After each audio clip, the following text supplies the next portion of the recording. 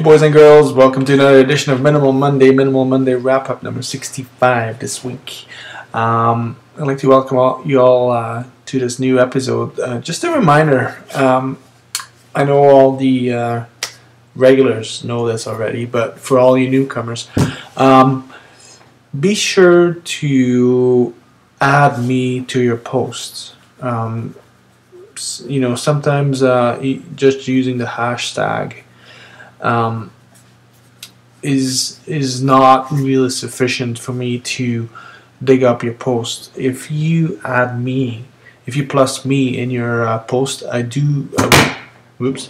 will get a notification on my cell phone and in my email, which means I can then move that email if I think your photograph is worthy of the wrap-up.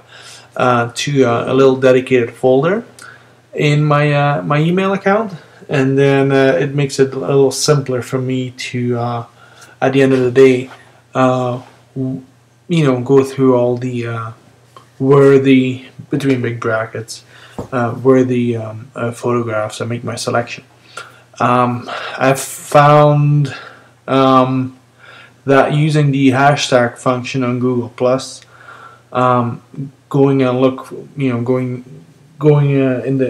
using the search function on Google Plus might return some spotty results, and I'm afraid that I'm missing some of your work. So if you add me to the post, then I should get a reminder. So with that being said, this week's selection is pretty crazy good. So let's get right through it. My Fav of the Day award this week goes to Stefan Barle. He photographed this beautiful lone tree. And what I think is so good about this is that the landscape, the base of it, so the dark patch on the bottom, is actually being used, or the features in it are being used to guide your eye through or towards this tree. As you can see on the bottom, there's this big V that sits in the middle, and kind of acts like a big kind of I wouldn't say a guide, but almost like a funnel that that grabs the attention of that sky and funnels it down through the tree, through the tree onto the base of this image, which is all, like the bottom edge is curved as well. So I mean, it kind of, think of it as a drop, falling from the top, and then I'm doing something with my keyboard here. Let's put that aside. All right, your eye goes like, whew, and then it goes back and forth, centering around the tree and the really awesome sky over top.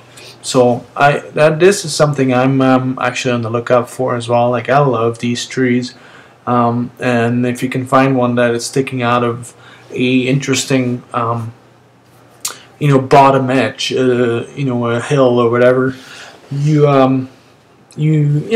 it's almost waiting for the right conditions to happen to make a beautiful photograph. This is really well done. I like the processing of it. I like that Stefan used kind of a vignette as well. He burned in the edges so my eye doesn't wander off too much. It gets capsulated, in that image. And this is a beautiful photograph. Beautiful work, Stefan. Congrats on my Fav of the Day, getting my Fav of the Day award. It was close though, because I really enjoyed going over, like, watching this photograph come in as well, like this one by Dominique Dupuis. Again, a beautiful snowscape, absolutely gorgeous. 4 majestic looking trees that capture like they're full of snow. There's a little snow on them, and the gorgeous gradient in the sky, and the very soft shadow that they cast. This is absolutely top-notch work. Beautiful find, great find. Those trees are awesome, and beautifully processed, beautifully captured. Yeah, top work, Dominique. This is again one that I would add if you're into adding stuff to competitions. This might be a good image to enter. Like I'm thinking about the IPA awards, and if you're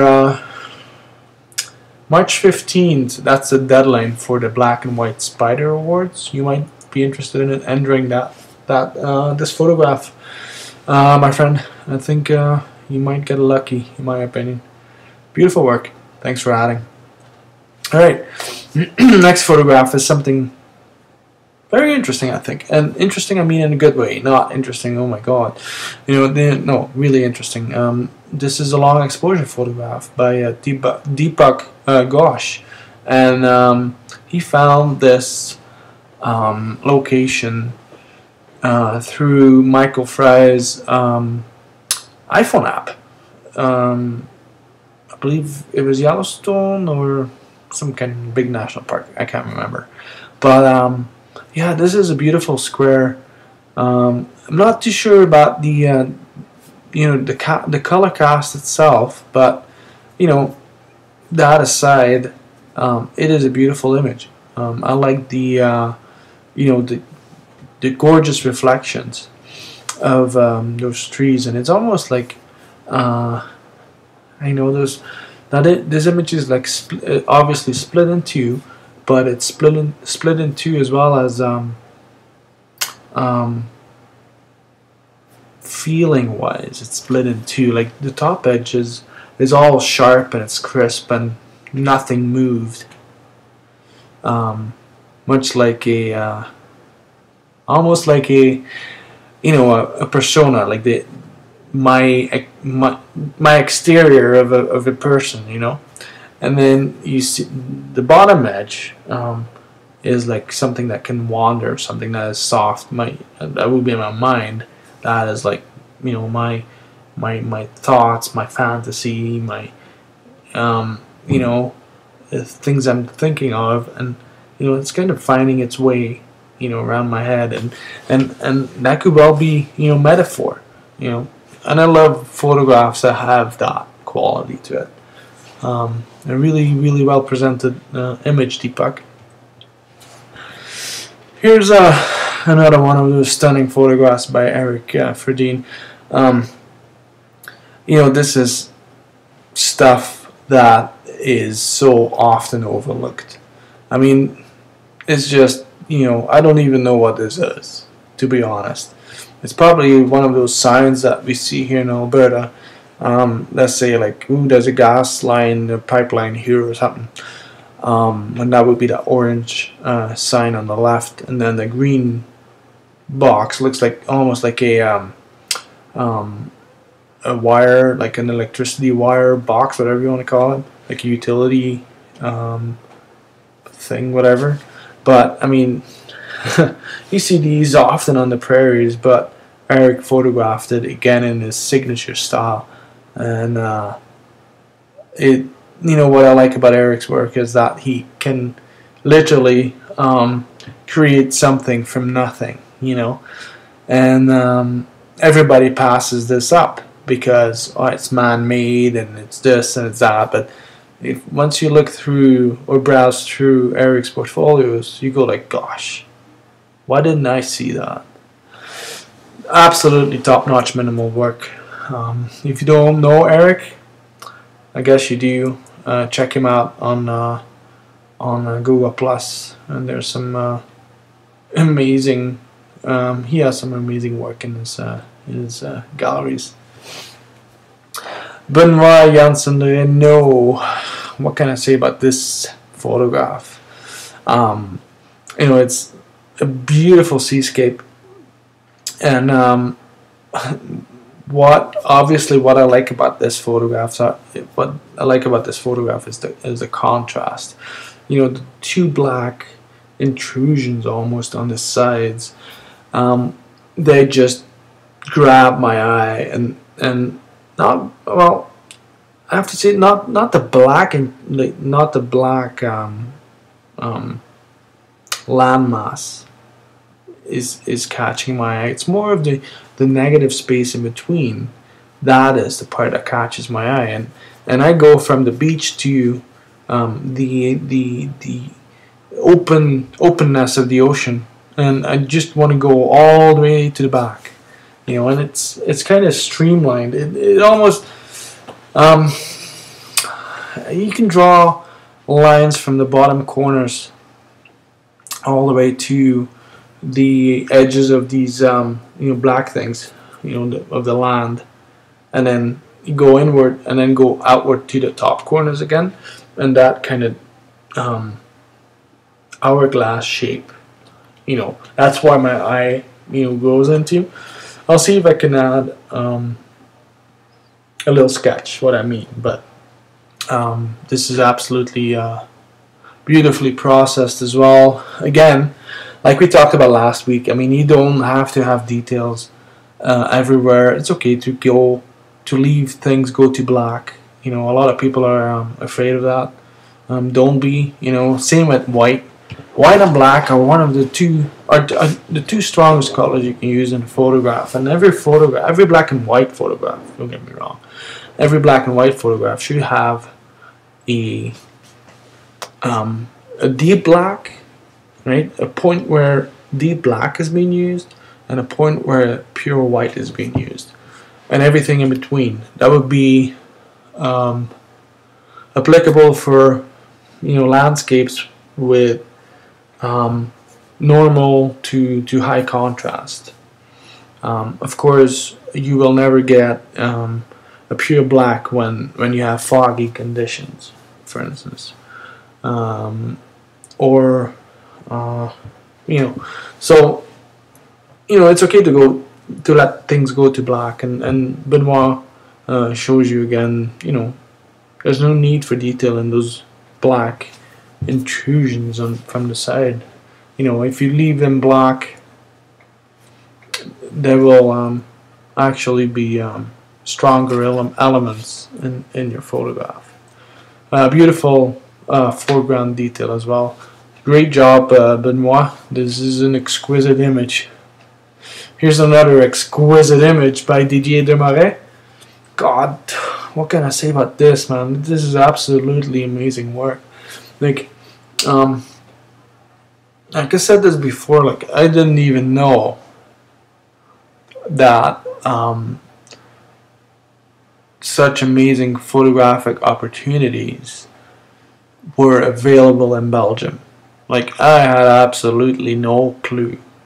And this is photographed on our coastline. There's a little, what was once a jetty, probably. But again, Didier, by putting those on the side, like not centering them or using them more as a graphical element, it creates a great tension in this frame. And I like this a lot. This is yeah, again a showstopper for me. This is definitely a winner in competitions, or will be. Mark my words, kids. I betcha. What about this one by Michael Salmila? Holy man. Again, it's okay to leave things to go to black. It's more than okay. I mean, if you do, you'll shift the focus from textures and detail to shape and form. And this is a great example of that. And I like that foreground rock, although it's black, and I mean there's some details in it on the left side, but what interests me in this image is the the detail underneath the water and the gorgeous lit up sky. Yeah, this, and I like the toning too. Like again, this is pretty much close to a almost like a sepia tone. No, not really sepia tone. It's going to be more of a, oh God, I forgot it. Wait, I'm thinking. Oh, never mind. Anyways, I like the moon, and I like the way that it is not perfectly aligned. It's just off-centered, and yeah, I like that. I mean, there's also a lot of play with the clouds on the horizon that kind of, give that image not the symmetry it needs to have, because you can wait forever for clouds to move in the correct position in the frame. But I love this. This is beautiful work. What about this one by Mamo Del Pero? When I saw this, there was one thing that was on my mind, and that was like, God, this is film. Like, I don't know if it is, but yeah, this has all the qualities of a wet darkroom print, or something where detail. Because I mean, look at this, and imagine yourself how, in what situations this was photographed. It's a desert, it's sand, it's a dune, so obviously it's a hot place, so lots of sunshine, right? So this was probably photographed on a late afternoon / early evening, so lots of contrast, deep shadows and stark highlights, and both are wonderfully controlled. I like the line the dune is making as well, because it's almost like a playful ribbon that is floating in the wind.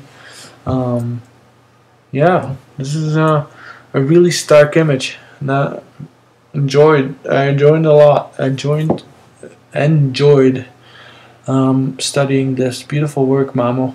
Thank you for again joining us. And if you have time, go and seek out the posts where Tom Tan is sharing this image, because he has it's a short text, but I mean, I loved the title of this. Wait, I'll have to look it up, because it was such a great title, and it's not often that a title kind of makes it, well, I don't like titles where it implies something that a viewer should see or feel. But this one was awesome, and I just have to look it up, so bear with me long, because like I said, I have everything in a folder now, so I just simply have to, here we go. The image is called Alone and Unintimidated, and I like that name, and it's true. Like this, and some, if you just look at this image, this double square, Tom said, at first I was attracted to the lone tree, and my crop would have been probably a square centering that tree, and done deal, right? And that would have worked, that would have been a good photograph if it was an interesting photograph. We'll leave that in the middle. But when he called this image Alone and Unintimidated, looking at this image and understanding why he used the 2/1 crop and added, or keeping the trees on the left, it tells a story. It tells the story of being an individual, and making your own, way in this world, and making your own waves, and even without the title, I would have said something about that, because that's for me what this image represents. You know, if you add these two, or this group of trees on the left, then you're implying something, and I like that. Like I said earlier, I like photographs that have a meaning, and not a lot of people understand what I mean. But landscape photography can be meaningful.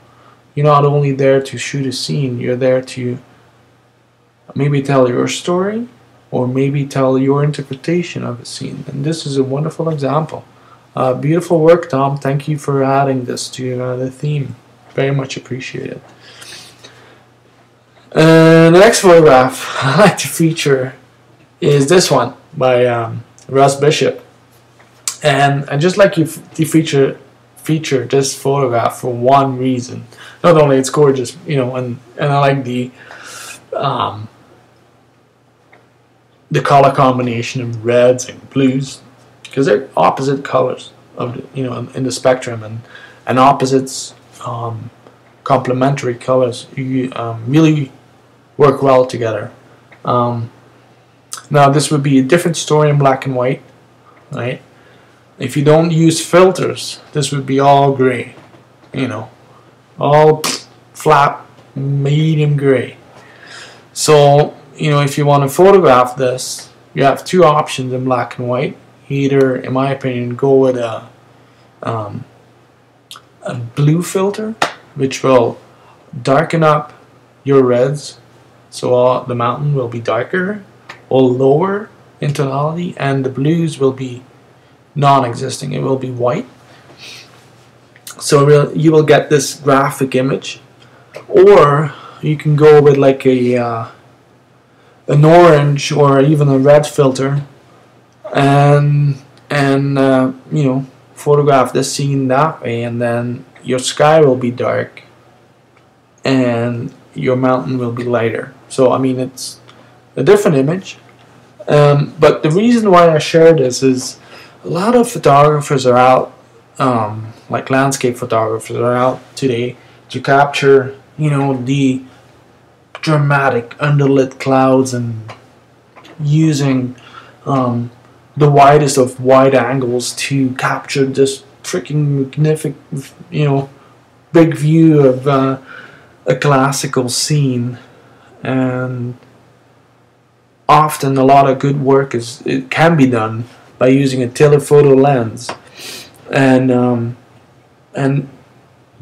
don't despair when you're, you know, your sky is blue and there's not a cloud in the sky, you know, and that stuff can work. Like, here's a perfect example of why it can work. I mean, it's just about, this is just a perfect photograph, and if you just can think in a different mindset and think about, you know, tonalities and forms and shapes, and this is a perfect example. And who cares about underlit skies? Everybody does it, or everybody, you know, thinks that is the holy grail of landscape photography.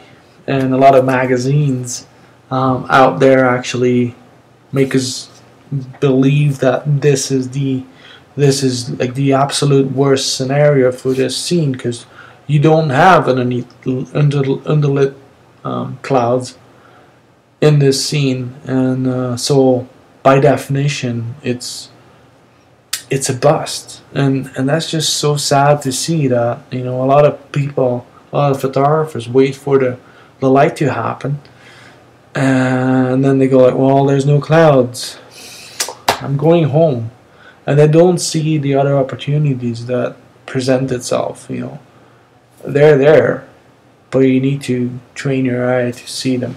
So this is a gorgeous example of how, you know, stuff, you know, landscape photography can be done creatively, I think. Great job, Russ. I love this.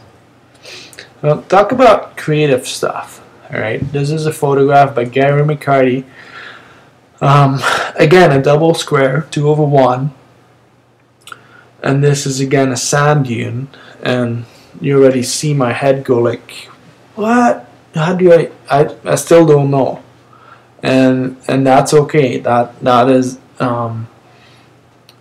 you know, you look at a landscape and you can present it as a landscape, or you can present it as an abstract, and this is definitely an abstract, you know, rendering, and I like that. I see three big triangles, and you know, yeah, it takes a while for me to see what it is, you know, what this is, and obviously it's sand, and you know, and it's like, I don't know you know, I don't know what the horizon is, or is it a horizon, or it, you know, and that is, you know, that's what makes it sometimes, you know, a good image. And I like this. I like, you know, that Gary was creative with this by using this approach. I love this. All right, back to the classical seascape. This is a photograph by Giancarlo Barberini. Look at my pronunciation of that name, Giancarlo Barberini. Just not making fun of you, Giancarlo. Sorry,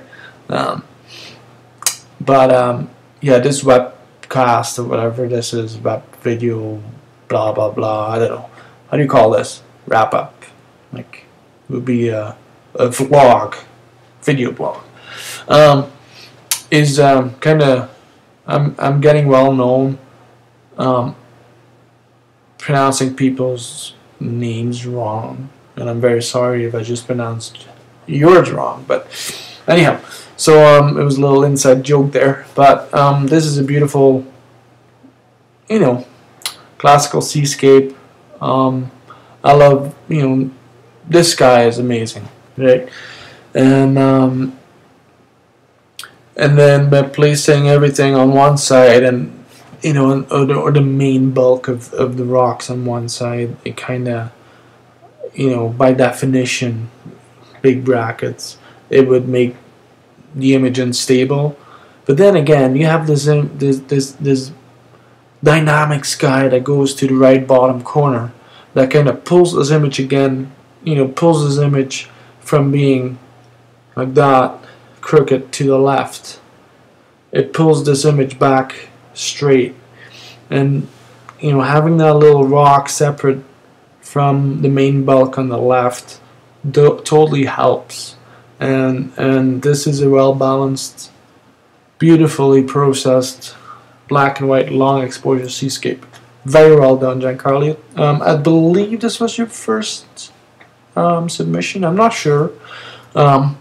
Thank you for doing this, for submitting your work. I appreciate it. All right, here's another amazing snowscape by Juliana Gospodaru. It almost, when I initially saw this, I was like mesmerized by it. I still am, because this has such a dreamy quality to it. It's pretty amazing. Like, these trees, at first they looked soft, but then you go into it and you go, oh wait a minute, it's hoarfrost. It's like ice fog or whatever, you know, and that, you know, just the shape of them and all those branches and stuff, it really makes them look like something else. They're not, almost not trees anymore, you know, and also, you know, it's not, I mean, it's obvious, but then again, it's you know, part of Juliana's processing as well, is you get this big triangle that captures those three trees. Oh God, here we go again. Three trees, right? I have to like mentally prepare myself for that.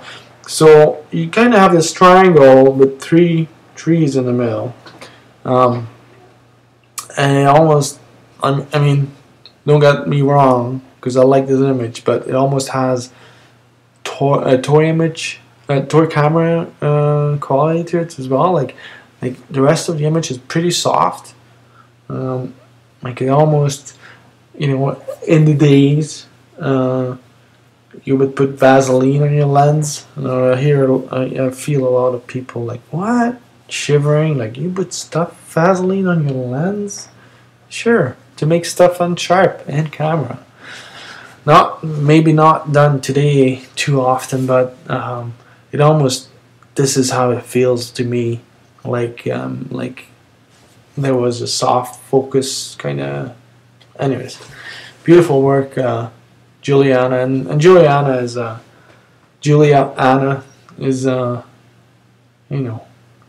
she's an amazing photographer, and she I hope you get lucky this year as well in your IPAs, and hopefully you enter a beautiful series of these winterscapes. Would love to see you successful again, Juliana. Anyways, here's another beautiful example of long exposure photography by alright, I'm so sorry, Wawan Fardiansach. Oh God, I just butchered your name. Wawan Fardiansach. I'm sorry. Anyways, again, it's okay to leave things go to black, and like for instance, this example is three beautiful silhouettes of three trees. God, what's wrong with you people? Can you just add like 2 trees or something? 4 trees? No, 3 trees. We all know why 3 is such an important number, because uneven things make for amazing images. And here's another example, and there's something interesting in this to me in this image. This is obviously a lake, because there's a line of kind of buoys or whatever that like indicates a no swimming area or no fishing area or whatever. And lots of people would clone that out and get rid of it, but I like that you left that in, because it's like that little detail that tells me like, what the hell is that? What is that? Oh, cool, And then the beautiful movement in the clouds transforms this a static image into a dynamic image. I really like this. Beautiful work, Wawan. Thank you for adding this. I think this was your first submission, so pretty good. Well done. And I want to end this week's wrap up on a little high note, and now I want to show you guys this very interesting image, again in a good way, by Rohan Rayleigh. And Rohan is currently what looks like in Venice. Lucky bastard. And I've been seeing quite a few images from Venice from him lately, but he submitted this image, this photograph, and when I say there's a lot of triangles in this, you're gonna like, what? I don't see it, and I'll show you this image, and then you see the diagonal of this photograph goes. I mean, there's a lot of stuff happening on the diagonal of this image, right? But also on the if you draw a triangle or a line from the bottom right corner towards the middle of the image, you will see that gondola is right on that line. and it might seem bizarre or weird, or but this is a rule of thirds image, right? You see, the right hand side is 1/3 buildings, right? The bottom edge is 1/3 these boats, right? Makes a big L, makes a big diagonal. A diagonal of that diagonal is that the right side there, whatever that is. I'll show. Once you see my lines, you'll understand what I mean. And just a fog, creates the simplicity, creates the smoothness of all the midtones. It's just a gorgeous image, a long exposure image, by the way, because you see the movement in the boats, the gondolas. Absolutely amazing work. Beautiful, beautiful work, Rohan. Thank you for submitting this. I think this was your first time too, but Rohan is kind of the. I've been following him for a while now, so he's a top-notch photographer that you should definitely have in your circle. So there you have it, another week of Minimum Monday goodness. Again, a reminder, just add your photographs by hashtagging them with Minimum Monday, and then make sure you add me to your post, and then, like I said in the beginning, I'll get emails and that I can organize, and makes my life easier. So that was it for this week.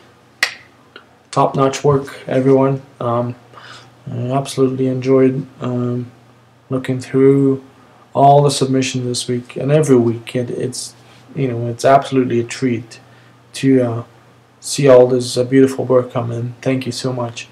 It makes me very humble that a lot of people add their work to this little theme.